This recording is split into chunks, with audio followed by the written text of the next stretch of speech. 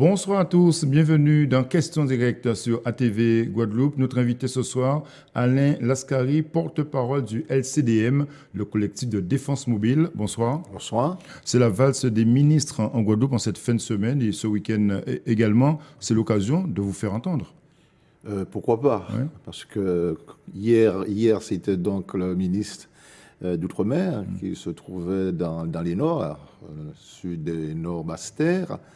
Et demain samedi, ce sera la grande messe avec un sujet brûlant que tout le monde connaît, Ouais. le problème de l'eau. Alors donc nous avons fait ce qu'il fallait depuis son arrivée hier. Nous avons pu quand même lui déposer nos revendications. Donc vous avez remis votre dossier à la ministre des Outre-mer, Annick Girardin. Annick Girardin, oui. Ouais. Et Alors, ce dossier dit quoi? Il s'agit de l'eau, il s'agit de l'eau, effectivement, les problématiques de l'eau et la manière dont on voudrait bien que ça se présente en termes de stratégie, en termes d'organisation. Et bien évidemment, au niveau de l'amiante, il s'agit effectivement des problématiques de l'amiante en ce qui concerne, donc, tout le monde le connaît, la JAI, Oui. avec toutes ces problématiques d'amiante. Alors, sur ces deux dossiers, on sait que le LCDM se mobilise, est présent, est très réactif. Ça voudrait dire qu'en donnant justement ces dossiers aux ministres qui sont présents en Guadeloupe, que nos élus sont incapables de gérer ce genre de dossier. C'est quoi le message? Non, absolument pas, absolument pas. C'est-à-dire aujourd'hui, les élus, je vous le dis sincèrement, Ouais. notamment en ce qui concerne l'eau, et même au niveau de l'amiante, si on peut parler de BIMAO et autres, non, on ne les fait pas confiance. On pense qu'on est assez grand et beaucoup plus compétent qu'eux pour le faire. Ouais. Et je ne le dis pas, je n'ai pas les cheveux qui enflent. Hein. C'est deux solutions. Soit ils ne veulent pas faire le travail, ou alors ils sont incompétents. Et je préfère le deuxième parce que je suis respectueux. Ouais. Qu'attendez-vous concrètement, Alain Lascari, justement, de ces visites ministérielles en cette période?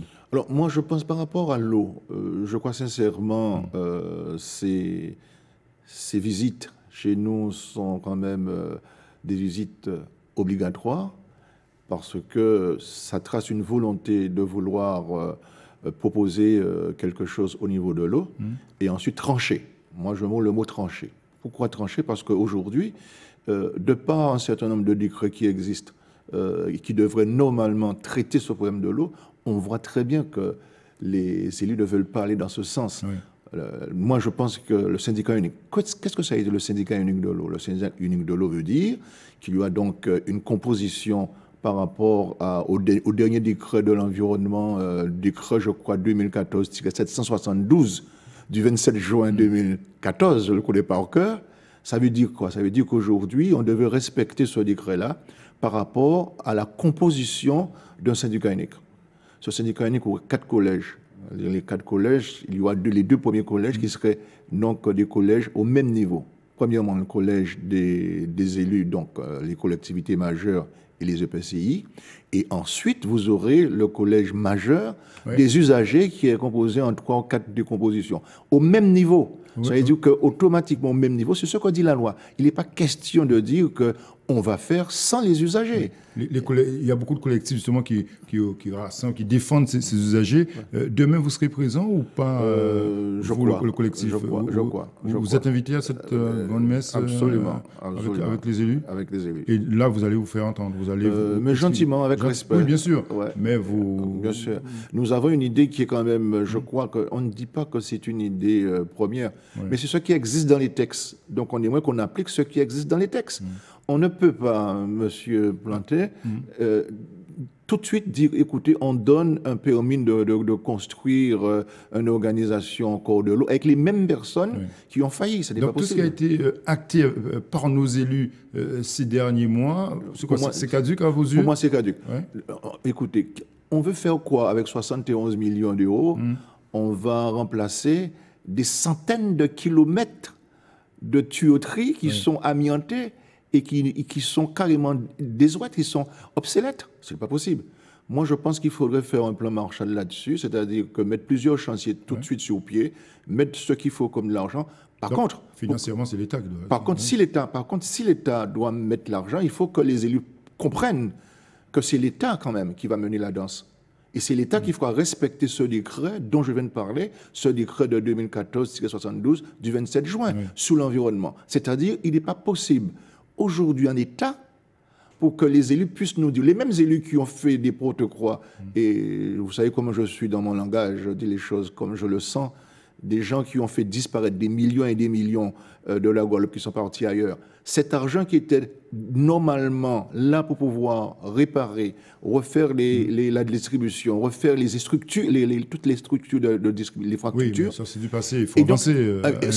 C'est du passé, mais on ne prendra pas les mêmes acteurs pour pouvoir répéter encore la même musique. Nous voulons une nouvelle musique. Et c'est la raison pour laquelle on dit, oui, nous voulons avoir de l'eau dans les robinets, ça prendra du temps, certes, mais il faudrait qu'il y ait quand même une programmation honnête qui prenne en compte 50% des usagers. Sous le dossier de l'amiante, Alain Lascari, là aussi, le LCDM se mobilise. Concrètement, ce sont des logements à Bémao, précisément, qui sont dans un tel état. Oui, c'est-à-dire qu'au départ, je le dis au départ, il y avait donc l'ancienne équipe de la SICORA qui ont fait leur truc. Aujourd'hui, il y a une nouvelle équipe. Nous pensons qu'avec cette nouvelle équipe, on va pouvoir discuter, parlementer, quand bien même qu'on a des idées différentes, on va pouvoir en discuter. Mais où on ne peut pas... Sur ce dossier, que réclamez-vous? Que demandez-vous? On réclame qu'on prenne en compte aujourd'hui les problématiques de l'amiante. L'amiante existe, nous avons fait trois analyses qui sont retournées de Paris et qui nous disent clairement qu'il y a de l'amiante sur les façades principales des 304 logements. Cela veut dire qu'aujourd'hui, les conséquences sont graves. Il y a un problème de santé publique que nous devons d'abord régler avant de parler de prix. Aujourd'hui, il n'est plus question d'acheter les logements, mais c'est de voir qu'est-ce qui s'est passé depuis quand même un certain temps. Puisqu'aujourd'hui, il y a des gens qui sont là depuis 15 ans. Donc il faudrait reloger justement ces personnes selon vous? Non, c'est-à-dire que de par le niveau de l'amiante. Aujourd'hui, par exemple, la loi dit, avant on pouvait éventuellement, selon la loi... Et j'aime toujours parler de la loi parce que les décrets existent. La loi ALUR, on pouvait effectivement respirer 100 microgrammes d'amiante tous les 8 heures. Aujourd'hui, c'est 10 microgrammes, monsieur Planté. Donc ça veut dire quoi? Ça veut dire tout simplement aujourd'hui, on veut voir quels sont les dégâts qui a engendré tout ce problème d'absentéisme, d'information, dans la mesure... C'est un problème de santé publique. Santé publique aujourd'hui. Et après, on verra par rapport toujours à des textes qui existent, puisque aujourd'hui, les logements peuvent être effectivement remis en état. Mais pour cela, il faut un certain nombre de discussions autour d'une table pour pouvoir savoir qui fait quoi. Parfait. On sait que le LCDM est sur tous les fronts. Vous défendez pratiquement tous les dossiers du département. Comment faites-vous et quelles sont les priorités au-delà de l'amiante et de l'eau pour 2018? Alors, les priorités aujourd'hui, ce sera effectivement toujours le foncier. Parce que vous ne pouvez pas vous rendre compte. Alors, nous sommes partis hier, nous étions à Basse-Terre hier, vers Bouillante.